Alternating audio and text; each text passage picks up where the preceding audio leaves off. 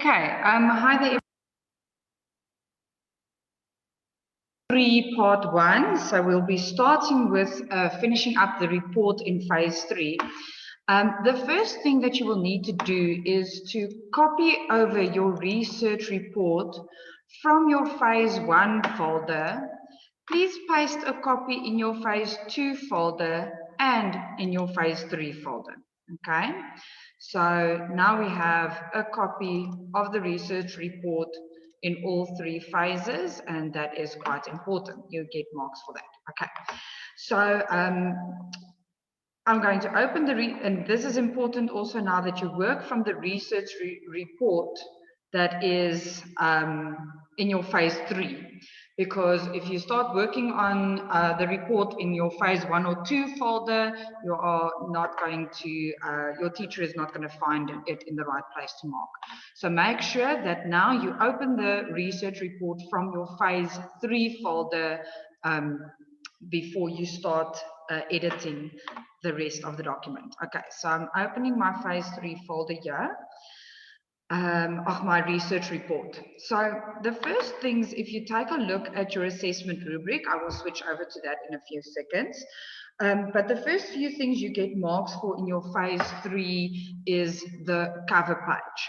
So many of you have already done this in phase 1, but now is where you get marks for it. So please make sure. This picture, for example, that I have here has absolutely nothing to do with COVID using technology in education or any other sector post-COVID, whatever the case may be.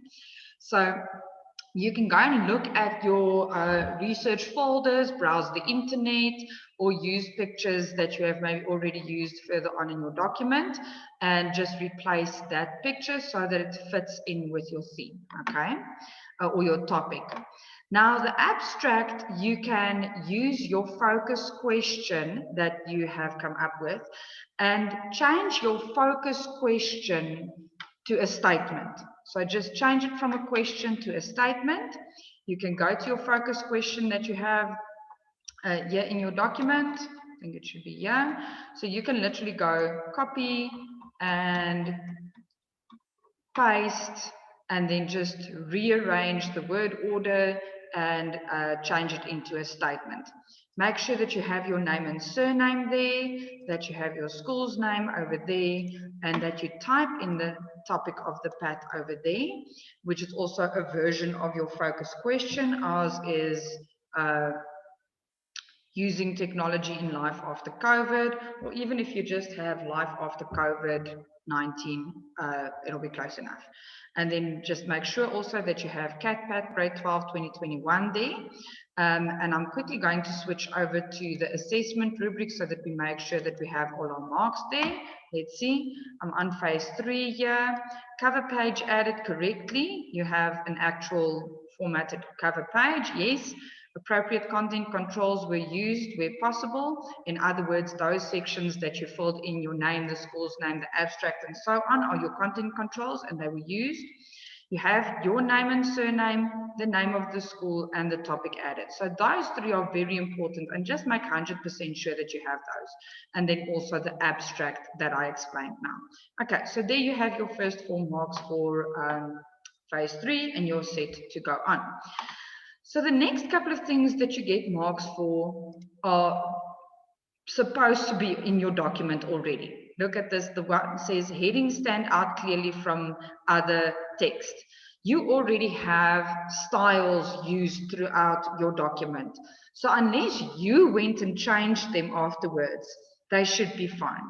So now you go and make sure, I'll quickly scroll through them when I go back to the research document, but you need to make sure that all the headings that are supposed to be there are still heading styles as I gave it to you in the beginning.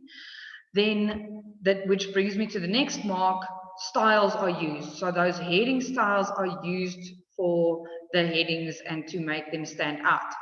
The different levels of the headings are clearly distinguished. In other words, you can make out what is a level 1 heading, a level 2 heading, and so on.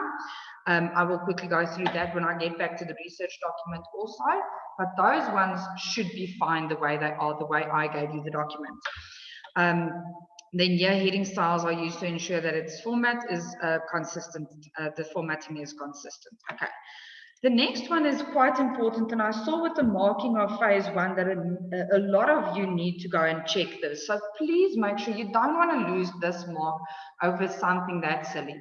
When your hide and show sign is on, there mustn't be extra ones in between paragraphs. That means that line and paragraph spacing is appropriate, so no empty paragraphs. That empty paragraphs means that I don't want to see those extra hide and shows in between your paragraphs because it's wasted space. Consistent formatting throughout means that your font size, your font type, etc. looks the same. It's not an invitation or a party something where everything looks different. It's a professional document that the formatting of needs to be consistent. So if you have one font type, you'll see later on they say at the most 2 font types and 2 font sizes excluding your headings now. So make sure that those things are fine. Go through your document, highlight all your body text, make sure it's the same font and the same font size. Okay. The body text is easily distinguished from the headings. All body text is left aligned. So while you've got your body text highlighted or selected and you're changing it to the same font size and type, make sure that all of it is also left aligned or justified. Okay. Then your automatic page numbering should also be fine. I'll finish just with this little section, then we'll quickly go back to the document to check all of these things. Header and footers, page numbering is set appropriate to per section. Page breaks are used. The document should be fine the way I gave you with page breaks, and section breaks to start new sections for the appendices. That is also already done for you. So let's just quickly go through this and check that all of those things are done. So let me just scroll down a little bit here. There, you can see immediately I've used a heading style there, okay? So that's a heading style. That's a heading style. It's heading style 1, heading style 1. Obviously, you've deleted all of these things and it now has your task definition in there, so you don't need to look at that. Here you have now different levels. Your discussion and analysis is heading style 1, and then your first subheading under discussion and analysis is general information, so that should be a heading style 2. Obviously, then your next one, heading style 2, heading style 2. Here you will have a heading style 1 again for your findings, and under each of those subheadings, you should have heading styles 2, heading style 1 for conclusion, heading style 1 for bibliography, and again you can see here where I've used my page breaks, I've got my page numbers in. There we go, heading style 1, heading style 2 for this heading. I've got my section break in for the start of my source table, a heading style 2 for addendum 2 here. And I think the last one is heading style 3, which is also a heading 2, and all my page numbers are in. Okay. So your page numbering, your heading styles, the text, everything should be fine. You just need to make sure. Let me use this for an example. So I've got one open or empty paragraph here under the heading. Then I've got my information there, for example, and I don't want to see this is empty paragraphs and a waste of space. So I have to make sure that at the most I've got one open or empty paragraph splitting a heading and a paragraph or 2 paragraphs. Okay, so just make sure of that. And the rest should be fine already. Okay, the next thing that you get marks for in the assessment rubric, I'll switch back to that in a second, is your table of contents. Now, the heading styles are extremely important because, as you hopefully know, your heading styles are what is used to make up your table of contents. So we went through it now. Make sure that you did it the way I quickly went through it now, that all those heading styles 1 and 2 are 100% according to what I said now, so that your table of contents will work. So just make sure that your marker is in the right place. References, table of contents.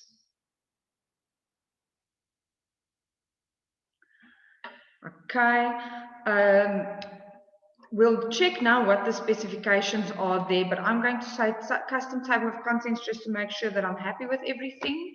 As you can see, the print preview here shows you that we have the page numbers displayed. They're aligned right. We have a tab leader. If you prefer no tab leader for it to look like that, or whatever the case may be, it's up to you. Your format, you can also choose whether you want classic, modern, whatever. I'm going to stick with template, and the levels, 2 levels should be fine because we only have 2 levels in anyway, or 3 if you want to keep it that way. And I'm going to say okay, and there it should be. Now, just in terms of a tip for your tests and things too, if you have to put in a table of contents for your tests, you don't get any marks if you decided to type it out yourself or do something like that. If I mark, I click here, I right click, I see if I can update the field. And that is how I see that you've used an automatic table of contents. You're wasting your time if you type this out and you don't get any marks for it in any way. So make sure that every time we talk about table of contents that you use the automatic one. And here you can see you have your level 1 headings, and then indented a little bit, there's your heading 2s, and everything's perfect. Okay, so if yours does not look like this, then that means you have changed some of your heading styles and you need to go and fix that. Okay, let's quickly go back to our assessment rubric and see what we need to do next. So we've done with all the technical aspects here. Page layout, page numbering we checked. Okay, so here is updated automatic table of contents correctly inserted. So as I mentioned, that one you only get marks for if you actually did an automatic one. If you typed it out, sorry. The next one is other tables, table of figures. I'm going to get back to this one because I just want to go to the content under the headings and the findings before we can put in the table of figures. Okay, so we'll get to that one. Now, the great thing about the way that we did this was under the hyperlinks and bookmarks, as you know, for our source table and our information that we put at the top, we put everything in using bookmarks and hyperlinks. So this mark you already have if you did it correctly in phase 1, and you don't have to worry about that. The hyperlinks to external data, we will also get to when we do the findings. Okay, so I'm going to move on and we'll get back to the table of figures and we'll get back to the hyperlinks to the external data. Okay. Here again, we have some general presentation marks, readable fonts.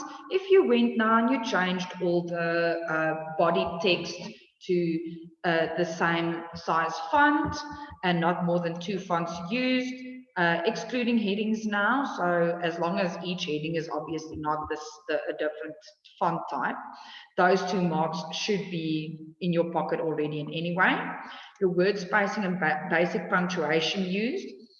Ask someone maybe to just read through your document. Check that you don't have a space before a punctuation mark. Check that you have 1 space in between each word and 1 paragraph spacing in between each paragraph and those type of things, so that you can get those marks. There's enough other places where you might lose marks. You don't want to lose marks for a basic punctuation, you know. So please make sure, use your spell check to make sure that all your words are spelled correctly, and so that you also don't lose that mark. Okay. Then the next one, I'm also going to just, let me just quickly check here. Most of those things we're also going to do under the discussion here. Okay, so we'll get back to that. We're going to do some citations and graphics from there, but we'll remember we need at least 3 citations, and we're going to make sure that all our sources are acknowledged. And I'm going to come back to these parts as well. So I'm going to skip to the introduction and the discussion now, and then we will get back to those other aspects that we still need to do. Okay, so I'm going to go back to my research report, but quickly before I do that, just look for what you get marks for under the introduction. A clear overview and focus of the problem, the purpose of the investigation, a clear focus in terms of the aspects that were investigated, and no unnecessary or additional information. I hope that sounds familiar to you, because it should. In phase 1, you got almost these exact same marks for the task definition. So we are going to use the task definition to do the introduction. Here's what we're going to do. Back to the research report. Okay, so now I've done my table of contents, and I'm going to scroll down to my task definition. Once again, yours is actually filled in there. So you are going to copy this task definition, copy, and paste it under your introduction. So you have the current situation, or what the problem is at the moment. Okay, that's your first paragraph. The focus and purpose of your investigation, it's already there, you can leave that in. This part you are going to remove. Okay, that says, how will I go about doing my investigation?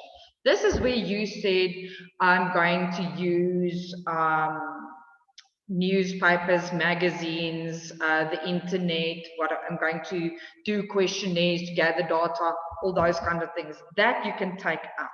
Okay, let's just go back to the assessment rubric here. Let me make sure. So we've got what's the problem, the focus of the investigation, which aspects were investigated. So here you are going to have to elaborate a little bit now.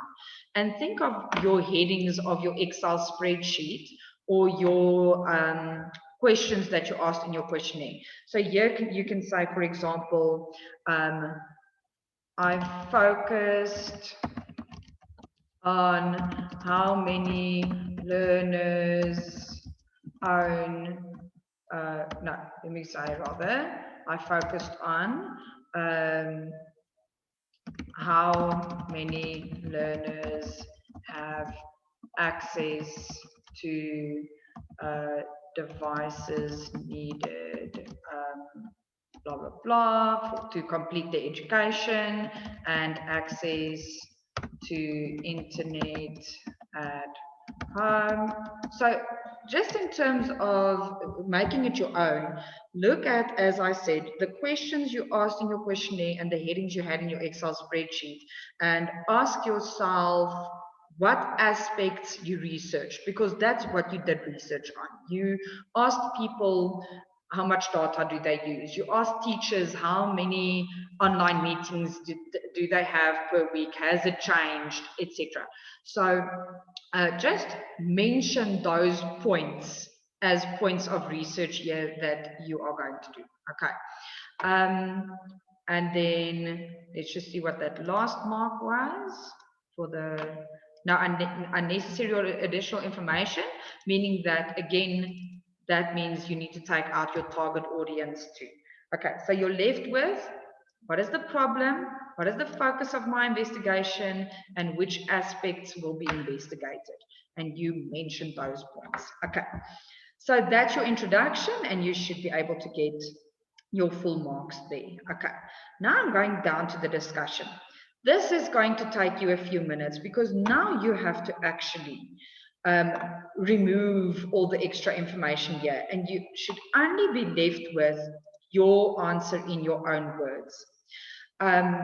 So for now, you can leave the URL in, because we are, or let's do it now. Okay, so under your general information, you have 1.1 and you have a question here. Now I want you to go and change that question to a heading. So if your first question was, what is COVID-19? that's short enough. Actually, you can maybe leave it more or less like that, but you can also say an explanation of what COVID-19, explanation of COVID-19, or description of COVID-19, or definition of COVID-19, or whatever. If your question was later on, let's say, for example, what resources are being used to complete or what devices are being used to complete education after COVID, something like that, then you change the question to devices used to complete education after COVID. Okay, so for each question that you have here, you are going to change it into a heading. Okay, then you have your URL here of where you found this information. And now you can delete the URL, and you are now supposed to go and put each of these resources into your managed sources here, right? Let me just wait for this to open. So every single URL that you have here is supposed to be now in your list, right? So you have like at least 3 things here, maybe 4 or even 5, okay? Depending on how many resources you use. You can have as many as you want as long as it's truthful and you have at least 3, right? But that you did in phase 1 already. So if you did that part correctly, then when you click on Insert Citations, you are supposed to have all those entries that you put in are supposed to be listed here. And then you are simply going to look at the URL that you had here. Take out the URL and insert the citation that correlates with that URL. So if you found this information in bbc.com, then you put in all the information here for bbc.com, and then that should appear here as a list of BBC, and you insert the citation. Okay, so I'm going to then delete the print screen, and I'm going to delete any other things that I have here except for the answer that I was left with that is in my own words. Okay. If you did add a picture here in your print screen or any other place, you're more than welcome to keep the picture. Please make sure you listen carefully now. If you do have a picture here and you're keeping the picture, please, as you go through this, number 1, start it, put the citation in, and then for your picture, I want you to insert a caption, okay? So, insert caption, and you can name this according to what the information is that you have here, or you can name it according to the resource that you used. Let's say this was a BBC thing, BBC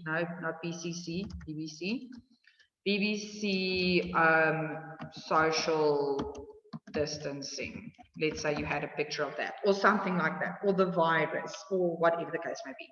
Put in the caption now, okay? You'll see that the caption for a picture will appear under the picture, and it's supposed to look like that, and that will then be for our table of figures later on.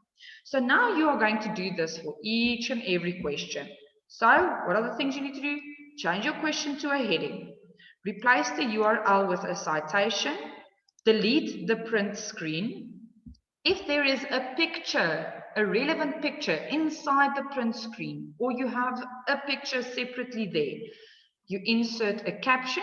All of this is under the References tab, Insert Caption, and you make sure that you are left only with your answer in your own words. Okay, so that is going to keep you busy for a while. I'm going to end this video here so that you can finish with this discussion and analysis section. And then in the next video, I will go back to those things of the table of figures, etc., and we'll finish off with the research report in phase 3. Okay.